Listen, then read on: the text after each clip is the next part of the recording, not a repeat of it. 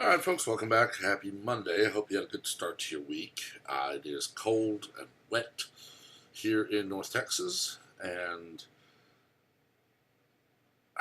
I can take one or the other, honestly, but the combination is just miserable here. But there's a couple of things that I've been wanting to talk about, and both of them kind of converged on me today on my social media threads. Those two topics would be Amy Coney Barrett, now Supreme Court Justice Amy Coney Barrett, and the global or Great Reset.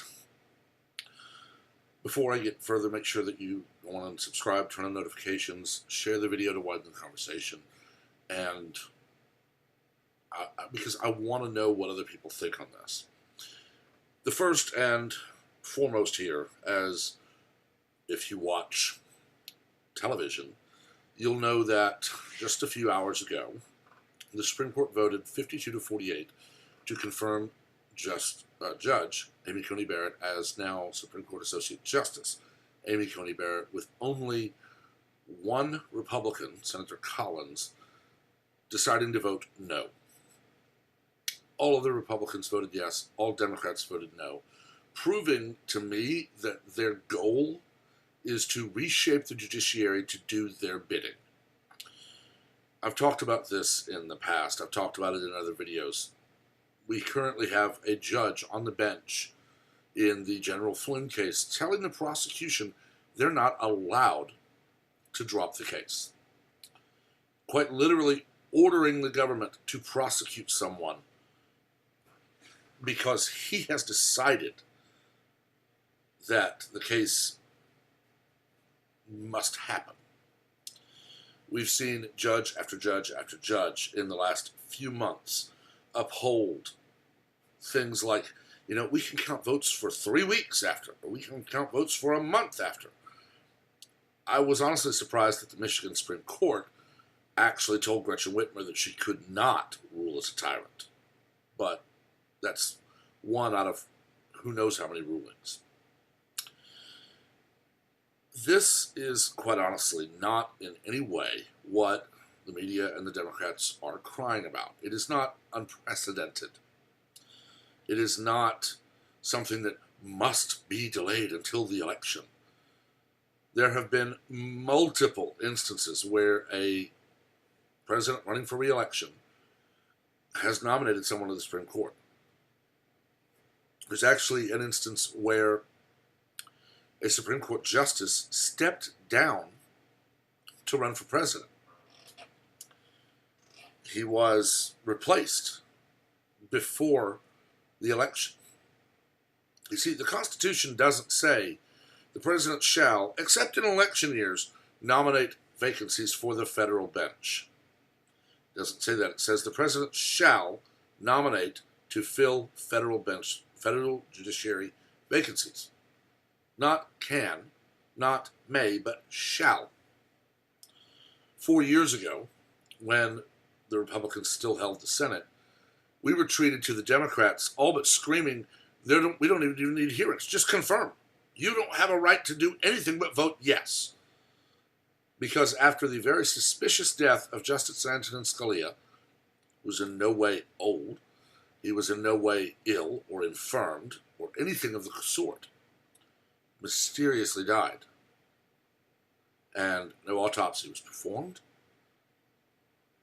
but it cleared a seat for Barack Obama, ineligible for re-election at that time, to nominate someone. The very party today screaming that the president shall not even nominate is the one who screamed that the Senate has a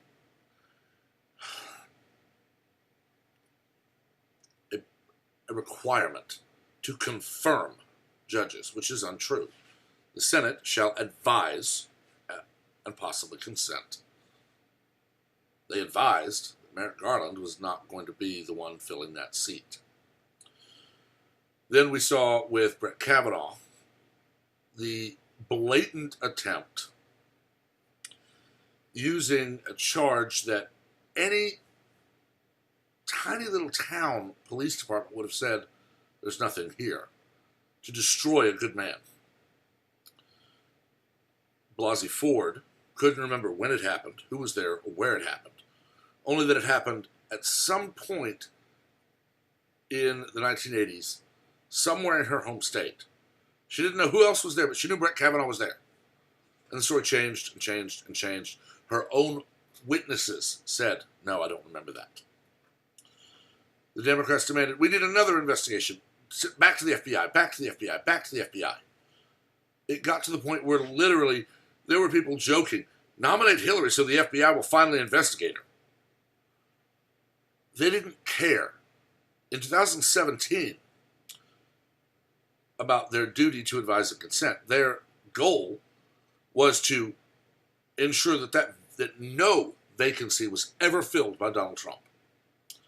They proved in 2017 that they don't care about precedent, they don't care about tradition, they care about power and being obeyed. We've seen it for several years. Joe Biden has 47 years in Washington, D.C., all but 8 of them in the House or Senate. I believe it was all Senate. In that time, he authored the crime bill that sent so many people to prison, and he only now says it was a bad idea. In that time, he bragged about working with segregationists, except now he says it's a duty to be bipartisan, even though his party is being completely partisan. And we're told that we simply must vote for Democrats, because if we don't, we're the most horrible racist bigot Nazis on the planet. And it comes down, in my mind, to one thing: power. Liberals have for years been the party of, if I want your opinion, I'll give it to you. They have been the party of, you will not think for yourself, you will obey. We're now seeing it play out violently in blue cities and blue states. And this is where that global or great reset came in. I've actually seen it a couple of times on my various social media threads. Now, unironically, you can't really find anything on this great reset economy that liberals the world over are clamoring for. You can find hints and rumors, and you can find people talking about it in vague terms, but it comes down to the same thing every time: socialism. It comes down to the same idea and goal, that being a socialist global state. And that will end exactly as Orwell predicted, exactly as Bradbury predicted, exactly as Huxley predicted. You will not be in control of anything. Everything you have will actually belong to the state. You will belong to the state. And anyone who resists will be removed from society for the good of the wider population. There's been talk of this in Canada already, where they're saying that in order to move past COVID, which has a better than 97, 98% overall survival rating, which we now are being shown that the deaths are other causes that were complicated by COVID. We have doctors in the Netherlands suing the Netherlands because they're being forced to do things in response to what they call a seasonal flu. I said this on Twitter not long ago. I've not had a flu shot since 2004 or 2005. Actually, it'd be 05, 06. In very late 2004, I was working for a retail electric provider, and they decided to partner with another company to run the call center, so that the retail electric provider would basically be a parent company, but not actually run anything but the corporate side. They would have their providing company, which is not all in one. They would have the retail side, which is not the same company. They were very good to us who were reduction in force laid off. I was low end of the totem pole seniority-wise. I knew it was coming. I had already talked to my parents. They had already said you wanted to go back to college, move home, drive pizza, go to college. I walked out with 6 months of Cobra paid for by them with 4 months of pay. I had no problems with that. So I signed up for college. I actually decided to put in some work this time. I ended up going to work for a cable television company. It was great for me for that year because we didn't pay for cable TV, we didn't pay for internet, nothing. During that time, we were all but ordered to take a flu shot because it was predicted to be a horrific flu year. I got the absolute worst flu I've ever gotten that year. Normally, I get the flu, I'm down for a day or two, 60 hours, 50 hours at most, 60 hours at most. And I do exactly what my doctors have always told me to do. Don't go, when I was younger, don't go to school. Now that I was an adult, don't go to work. Stay home. Take your medicine. Call us if it doesn't end in a day.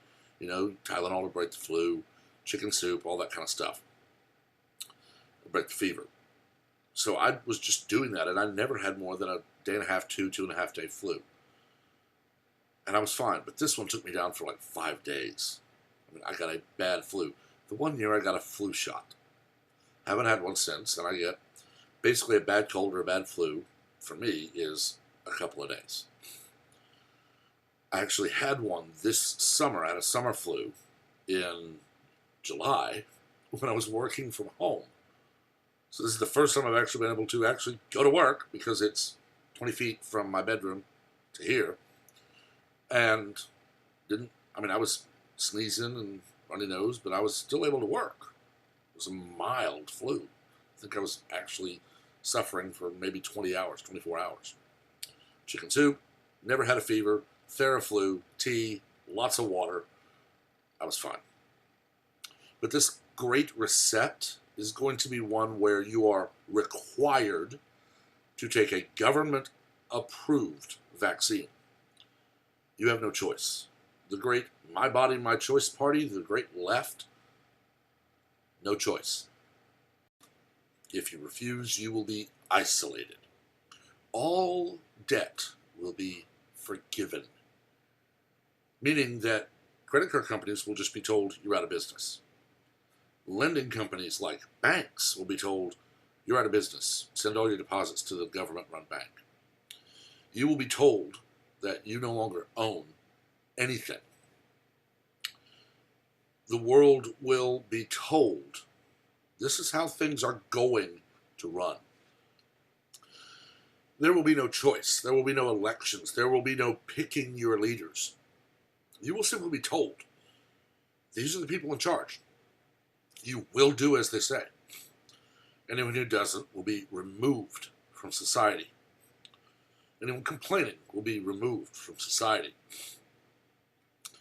I have predicted that it will end up with people being told, oh, you're an older couple, you have no kids living at home, yet you have a 4-bedroom house? Doesn't matter that your kids come to visit you regularly and often. Doesn't matter that your grandkids stay with you a lot. You'll be told you don't have a need for a house. You're going to go live in this apartment because we have a family that needs the house. And you also then won't need a car because you'll be in town, so your car will stay with the house. We will see cities, if they decide not to obey, this mass protests, power, water, everything, cut off, surrounded by military, not law enforcement, military. It will become an Orwellian state to such a level to make George Orwell go, even I couldn't dream of that. I have never hidden my faith.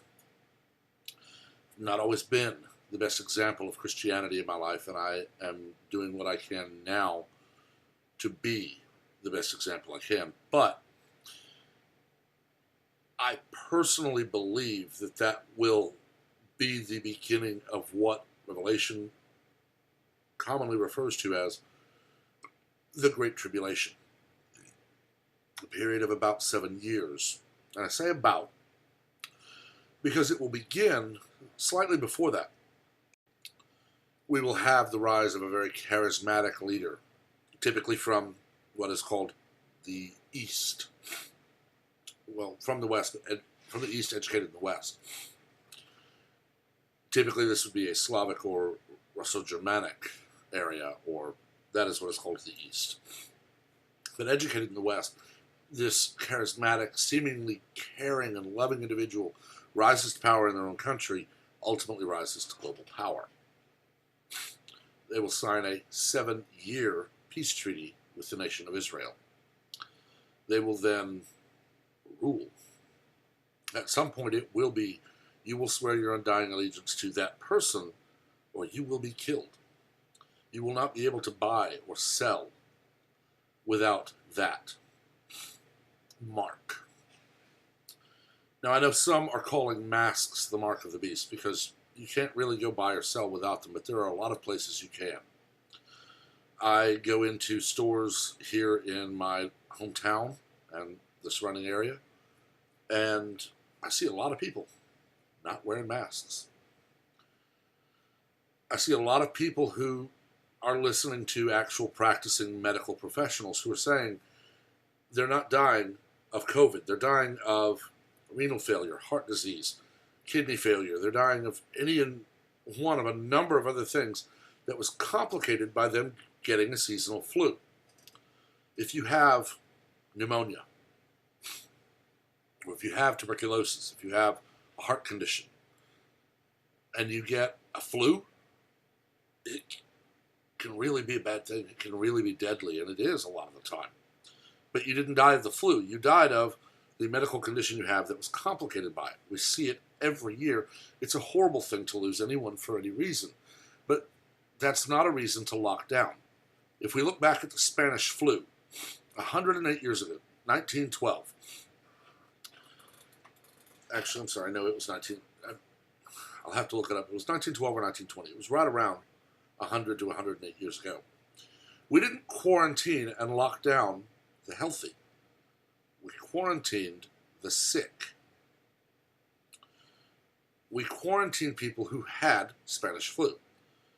We didn't have politicians saying, you're racist, you hate Spaniards because you call it Spanish flu. No, it was the Spanish flu. Actually, it would have been 1920 because it really came home to the U.S. from soldiers returning from war, World War I. We quarantined the sick, and we treated them, and those who recovered were released. And we treated it as a pandemic should be treated.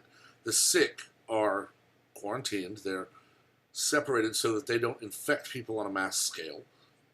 And then when they have recovered, they are released.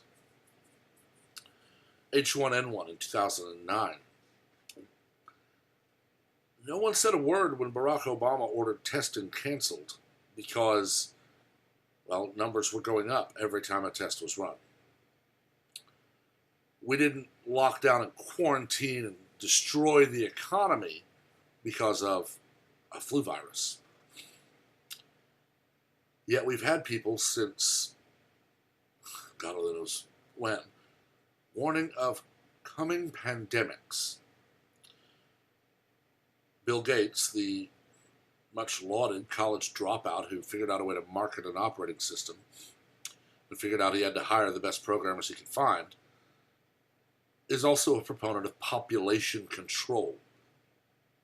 Population control means those who are deemed unworthy of being part of society are killed. Literally, where if your baby is found to have a birth defect, you're not given a choice. Your child is just aborted. And he wants to be the one to tell us which vaccine is safe. Someone who openly calls for population control wants to say, here's the vaccine you take. I said it the last time I talked about this. A vaccine could easily be used to implant a chip. The people who are clamoring for this vaccine, demanding it be free, are the same people who would happily support a digital health passport. That way we know you've been vaccinated. Well, how are they going to do that? If not by some means that cannot be counterfeited. like an RFID chip in your hand. You don't have it, you can't leave your home. You can't go into town. You can't go buy groceries. You can't do anything. You're literally stuck in your home until you starve to death.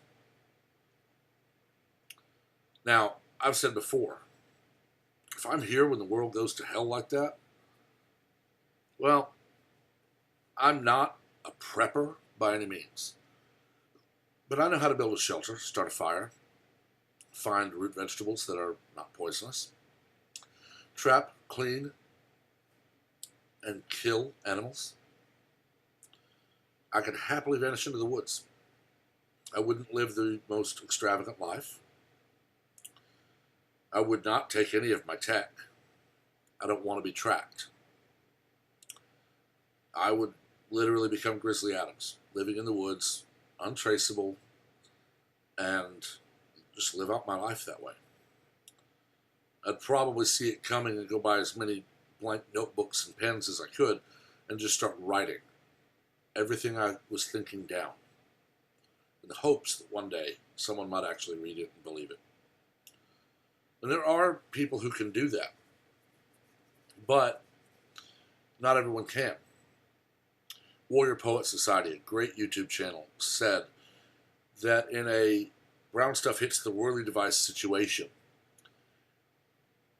it's not having enough supplies to outlast it. It's being able to ensure those are not taken from you by others. Okay? It's not being able to say, oh, I've got 10,000 rounds of ammo. It's being able to ensure people don't burst into your home, kill you, and take your ammo. It's not being able to say, I've got 4 years worth of freeze-dried food. It's being able to say, I'm not going to have someone break into my home, kill me, and take my food. That's why I don't stockpile food.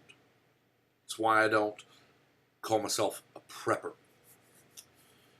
I didn't learn these things specifically so that, world goes to hell in a handcart, I could vanish. I learned them just growing up. I mean, some of them are just common sense. Rig up a triangle on two ends with a bar between them, stretch a tarp over that, stretch it tight, and lash it down. You've got a rudimentary shelter. You're going to be sitting on the ground, sleeping on the ground, but you know what? You won't have rain falling on you. ROTC in high school, Chief Barrett taught us how to set a simple rabbit snare, going camping in the woods on weekends in the summer as a kid with a church group or just with my dad or with friends and their dad. Learned how to rig up a trot line so we could catch fish, and then we'd pick up the trot line, we'd have 2 or 3 or 4 fish. Being someone who does not want to die of being poisoned and living in an area with snakes and spiders and such, I've learned which ones to just back away from and which ones to kill. I mean, the brown recluse, the black widow, both pop up a lot here in North Texas. Rattlesnakes, copperheads, they pop up here in North Texas. So I know which ones are which. For bugs, big stick, or don't get into their web, don't walk where they might be. For snakes, I have a shotgun. Snake is, in my opinion, not good eating, but it'll keep you fed. That's the kind of thing I have started thinking about more and more and more. I mean, everybody talks about having a bug-out bag. The only bag I have would be crammed full with everything I have medical. Gauze, tape, surgical pads, hydrocortisone ointment, triple antibiotic ointment, Tylenol, Zyrtec, Allegra, Aleve, ibuprofen, aspirin, as many bottles of water as I could throw in it, stuff like that. Rifle slung over one shoulder, pistol on my hip, head off into the bush.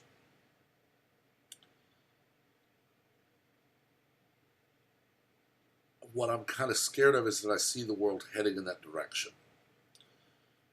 Everybody thinks they are both nowhere near the last generation on the planet and possibly the last generation on the planet. It's used as fear-mongering in elections every 2 and every 4 years. that if you don't vote for this party or that party, the world is going to end and humanity will be gone. And it'll be your fault because you voted for the wrong party. We've been hearing about global warming since the 70s. The polar ice caps are going to melt in 4 years. That was being said before I was born. They're still there. At one point in the last several years, people were saying there was more polar ice than in years previous. Climate is cyclical. Why did we have an ice age and then enough heat to thaw out and end the ice age before there was any modern technology on this planet? If humans are the only cause of climate change, why did the climate change so dramatically twice before any industry existed? The simple answer is humans are not the cause. We've seen that in the last 6-7 months. We've seen there's been a reduction in, emissions, and there's been a bettering of air quality in cities like LA or New York or other places where people aren't driving as much. But as far as climate goes, negligible. I knew going into it that people were either going to start screaming, see, look, the climate's already reacting, we're getting better. We just have to live this way now. Or, see, we're not doing enough. You have to just completely give up all your cars and no electricity and none of this and none of that because we have to save the planet. Well, all of them are still going to have their SUVs and private planes and steak and lobster dinners and everything they want. They've figured out fear-mongering doesn't work. They've figured out greed works. They've figured out that threats work. Take this shot, or you're going to have to go live in what is basically a prison. We're going to settle all of your debt for you. You are now debt-free. By the way, you own nothing anymore. You are a possession of the state as well. Obey or die. 2016, in my mind, really was supposed to be the beginning of this. It really was supposed to be the next step in the liberal push to subjugate the planet. COVID would still have hit. Hillary would have managed the virus by totally locking the country down far earlier, by bowing to the UN and the WHO and doing everything they said, and by basically surrendering complete and total sovereignty of the United States to the global state and the global tyrants.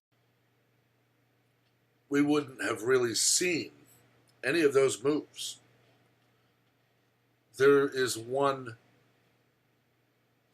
incontrovertible fact about making moves like that, and that is the wider population doesn't hear or see a thing until it's done. They're not going to come out and say, vote for us, we're going to pay off all your debt, and we're going to make sure you have a vaccine so that you can just go back to normal. They don't publicize that. Because then they get people saying, well, if you're going to pay off our debt, we're now in debt to you. So they don't want people to know all this. So what they do is they come out one day and say, we have eliminated all debt. All property is now property of the state. Comply or be dealt with. Had 2016 gone the way they wanted, you can be very sure that either a new law, had Congress gone blue in both houses, or an executive order that liberal courts would have upheld, would have been brought forth banning private ownership of firearms. It would have started with assault weapons, which, by the way, the AR-15 platform is not one. AR stands for Armalite Rifle, Armalite being the company that pioneered the AR platform. An assault rifle is a select fire weapon, meaning you have 4 settings on your switch: safe, semi-auto, 3-shot burst, possibly full auto. That would be an M4 or an M16, or a modified AR where you've put in an auto sear or a binary trigger or something. Basically, an assault rifle is where when you pull the trigger, more than one round is fired. You could glue the trigger of any rifle in Cabela's, Bass Pro Academy. You could glue those triggers down and it would fire one shot. Doesn't matter how you manipulate that weapon, the firing pin is never going to drop again because they are semi-automatic. Same as a pistol, same as some shotguns. When crime did not magically vanish, well, pistols are the problem. Well, another executive order. Crime doesn't vanish, shotguns are the problem. Another executive order. When crime doesn't vanish, well, I guess you bigoted racists are the problem. So now just comply. By this point, the U.S. would be under the control of the global state. It is not a conspiracy theory.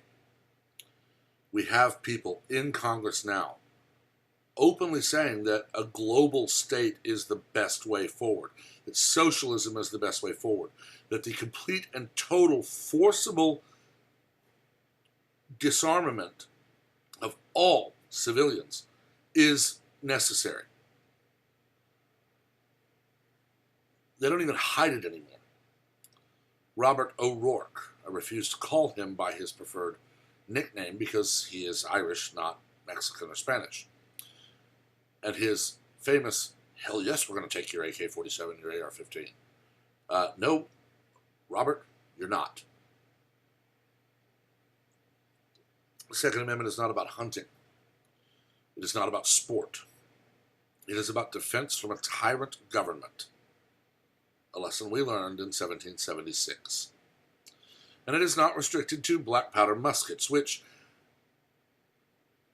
odd fact here, black powder muskets, if you get shot with one of those, you're going to die. You get shot with an AR-15 round, unless it hits your heart or shatters your spine or your spinal column at the brainstem, you could probably be saved. And in many cases, recover to near, if not 100%. You take a ball about this size, okay, diameter, a sphere about this size, propelled by black powder, gunpowder. It's going to rip and tear everything in its path, okay? It's going to just utterly destroy internal organs. It's going to bounce off bone and destroy others. So this famous, well, they meant muskets, is actually rather backward.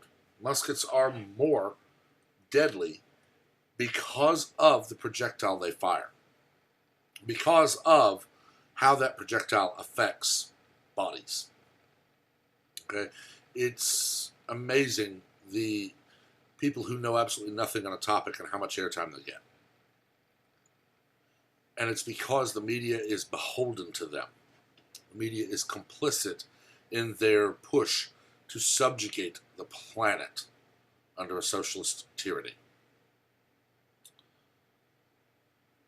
We've had for months now people saying this or that's going to happen. This person or that person's about to be indicted. This group or that group is about to go to jail, or things of this nature and that nature. I read them. I look at them and I say, well, you know, that person, there's a lot of evidence that says they should be.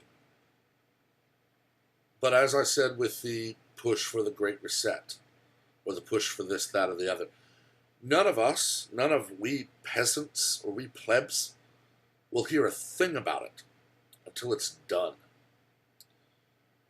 We can have the people on Twitter or Facebook or anything else talking about how that's not really him, that's not really her, that's a body double. They're already in jail. They're just having a body double so that they don't scare people or they don't let people know and tip them off. We're never going to know any of that. If it's a body double, the actor will fade away. We'll never even know it was a body double. It's just how things like that work. We are not going to be told this is going to happen on this date at this time, and these people will be brought into custody. Because all that does is give those people warning. It's why you see police in the pre-dawn raid. They don't want anyone to know that they're going to be coming to their house to arrest them. Now, it wasn't needed for Roger Stone, but still, the police don't want you to know they're on their way to arrest you. That gives you time to run.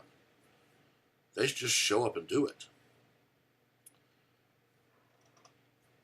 I guess the entire point of this very long-winded rant is, one, open your eyes and open your mind to the absolute fact that there are a massive numbers of people all over the planet hell-bent on subjugating the planet under their rule. There's one person who will be behind it all. And no, I'm not going to say who I think it is, because that person may not even be close to being in power yet, in any way, shape, or form. But they will basically become the new Xerxes. I will make you warlord of all Australia if you but bend the knee. I will make you warlord of North America if you but bend the knee. They will hand out little parcels of the planet to people beholden to them for their very life. And those people will rule in that person's name. And life will become a living hell. Just my thoughts. I am a student of history, which means I am a student of the modern era, because we are living through what will become very shortly history. We will be studied by a future generation. I really pray we're not found wanting. I really pray that that future generation doesn't read about the people in 2020 who resisted the march toward peace. Rather, I wish for them to read about the people who stood up against tyrants. But I've said enough. Let me know what you think in the comments. As always, be civil. We're not here to scream and yell and attack each other like toddlers. We're here to discuss, dissent, and debate. We can disagree civilly. You can be vehement and passionate in your defense of your stance, but do so civilly. Please do. As always, please like and share the video to affect the algorithm, to widen the conversation. Make sure you're subscribed with notifications on so that, like today, videos like this, you're notified when they post. Starting next week, so the 4th, is when we will get past all of the setup and all of the prep and all of the work post-Revolutionary War, and we get truly into, okay, now we are a country moving forward, and things that happened. This Wednesday, day after tomorrow, although if this posts Tuesday morning, it would be tomorrow because I'm recording rather late at night, is really the final stages of locking down what would become the federal government and setting those final bits into place. Until then, have a wonderful day.